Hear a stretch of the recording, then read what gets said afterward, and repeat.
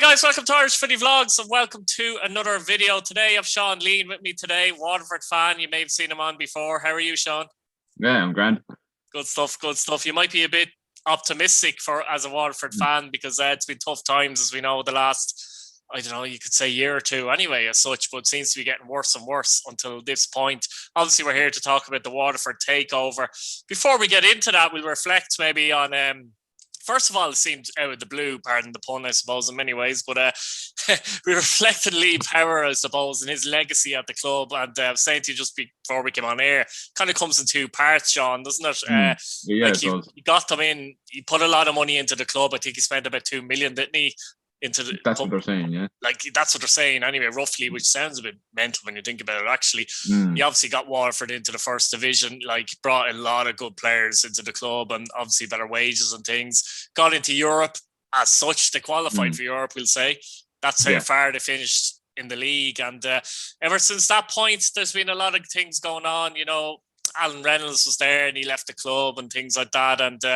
You know, he had the situation with players where they're going to get paid and all that kind of thing. Some players weren't happy last season. They left the club into this season. A lot of managerial changes very quickly, I think, as well. And the quality of player didn't seem to be great coming into this season. But from a Waterford point of view, obviously you're a big fan. You're closer to it than me. Yeah. What's your overall thoughts on Lee Power and his legacy at the club? Mm. I think the first thing you have to acknowledge is that the club probably wouldn't be here today if you didn't invest. So that's the first thing, probably the most important thing. There's a lot of things that went on behind the scenes. I don't think the club was run very well for a long time.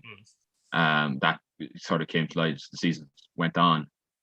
And it will overshadow his legacy, I think. But I think most people will remember as well that there was a lot of good days we had here. And, things were, however bad things are now, like they were far worse when, before he took over. I remember going into games in 2016 and all that. And, you'd see maybe one in every 20 seats would be occupied. The place would be lifeless and, the quality of football on the pitch would be dire. And, when he did take over and it was great to see. This is like I had a lot of friends, who wouldn't have thought much of League of Ireland football, and all of a sudden everybody was going to Waterford FC games, and the game I remember in particular was the game against Shamrock Rovers, started the 2019 season. There was 4,000 people at it, it was mental. But yeah, I think I'll remember it positively. I think most fans will too, but there definitely was some problems with the way he ran the club. What would be I suppose we talked about a bit of positivity there. The biggest negative for you, what would you say that would be? Never retained players for a squad, I think. I think it was always going to catch up with us. I think now it has, and we're in a real bad situation now. I think I would have expected it to happen last season. I thought, we get cut out last season, but the opposite happened. Actually, we got lucky. We got a really good squad together, and I thought, okay, well, we've been chancing our luck so far. This is, we'll take this squad, and we'll be fine for next season. But that didn't happen, and it was always very disappointing because it was, it was very hard to get any momentum going. Yeah, even though the sale kind of came kind of out of the blue as such, this has been talked about-ish for about a year. I do think probably COVID probably played into that. I think it probably would have been sold before that. Obviously, what would be your opinions about that? Richard Forrest obviously had bought 33.3% of the club, and you would have thought that a lot of decisions being made recently, he'd have a big input there. And I did read actually where he had a massive input into Mark Bircham coming in. Obviously, Mark Bircham would have known this was going on clearly. Yeah, he would have. And that, but how do you see all that? I think it seems. I know it's early days yet, but it seems to be very positive. Forrest seems like he's going to be more involved, which I think was another criticism I would have Lee Power, that he didn't seem like he was very involved with the club. The appointment of Mark Bircham, if it is his first move, it was a good one. And as you said, I think this has been on the cards for a while. I know that in seasons past there were other. Tony Burke, who's operations manager here, was on local radio, and he said that they had a number of potential investors. So this is not the first that we've had. But overall, I think I think this has been coming a long time, especially with what's going on over in England now, with Lee Power and being investigated by the FA. This was going to happen. I suppose it's good in a way that it's happened sooner rather than later. Yeah, kind of. I think Waterford was starting to become an unwanted distraction from his point of view, wasn't it, at this point? And yeah, exactly. And it was great, I suppose. I think that he sold the club, to be honest with you. But obviously, we're talking about Forrest there coming in, and there's a few other people there with him. Like it says here, Waterford are set for significant investment after the son of wealthy Colchester owner Robbie Cowling took over as chairman. Now, the son is actually Mitchell Cowling. I don't know an awful lot about him. Obviously, the company is Essex-based, R&S Holdings. I don't know an awful lot about that. Did you do much research on that, or did you find much about them? Or yeah, I did a bit. They own creches and nurseries across the UK. It was very strange and not usually. Far cry from oil. Must be a bit of money in nurseries, or real estate. There must be a fair bit, real estate investors or oil owners or whatever. Yeah. This is it's not your typical football owners, but I suppose look, it's I did find out that he was the son of Colchester owner, so that's sort of his background in football. Mm-hmm. He seems to be. It seems like it is made up of genuine football people, which is which is good for a start. I think the fact, sorry Sean, just to put you over there quickly, I think the fact that he Forrest bought 33.3% of the club a while ago meant that he could he's not just coming in all of a sudden, so he could look around and see what's going on at the club and make a decision based on that as well, to actually buy the club fully. So I think that's actually a good thing rather than someone coming in just like that. Yeah.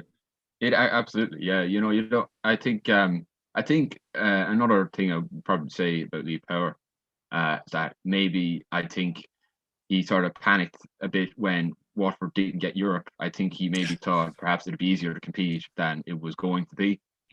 And so when things didn't go as planned, it was sort of panic stations. So I think I would hope that new owners would. Use that, it would have that experience going in and know that things are going to be tough, but there is an appetite for success here, and that if he does play his cards right, we can get back to where we were in those early seasons in 2018 and things like that. Yeah, as well as I was just looking there, like he's obviously promised to bring in new players as well, so it's a question of, though, it's a difficult one because Waterford's position is very difficult. And even if you brought in 4 or 5 really, really good players, it's still going to be difficult, in my view, to finish 8th. But you never know, they could. But it could be a major difference finishing 9th and maybe winning a playoff, and then you're in the Premier next season. So, there's a lot to play for, because 9th doesn't... People keep forgetting that 9th doesn't guarantee a relegation whatsoever. So that could be a massive difference. The other point is, though, who we can get in. Now, there will be players available. You're after seeing a raft of players from English clubs being released in the last week or so, 2 weeks or so. So I think there's going to be better players available than there was at the point when Waterford decided to bring in their batch of players, because that was quite late in the window, wasn't it? And all the good players, if you like, had gone. So I do think there's a better opportunity for Waterford to bring in a better quality of player there. Yeah, I think that's the case, especially you're going to see free agents out of contract in England now. This is hopefully something that will help them out. There's 2 players in so far. Max Hutchinson is one. He's son of Don Hutchinson, another Scotland international. And the other one is George Forrest, who is son of the owner, obviously Richard. I was made aware. You wouldn't know what to make of that one when you hear it, though, would you? No, yeah, I was made aware 2 days ago of a team in China in the 2nd division, and the owner made them play his son, and the son, it looks like he'd be better suited to playing darts than playing football, I think. That'd be the concern. That'd be the concern, wouldn't it? Yeah, no, I will say, to be fair to George, he at least has a history playing for professional clubs, so I'd say he's a bit better than that. Yeah, exactly. But So one thing I will say though, both very young players. So you know, I'm doing a bit of investigation work. I'm checking every day who's following on Instagram, who's following on Twitter, or someone liked this post or whatever this means, who's signing. So there's been no sign of any of the promised experienced players yet that might steady the ship, but hopefully that comes. Yeah, I think that's the point you touched on there, to be fair, because there's a lot of young players. We all know this, very, very young group.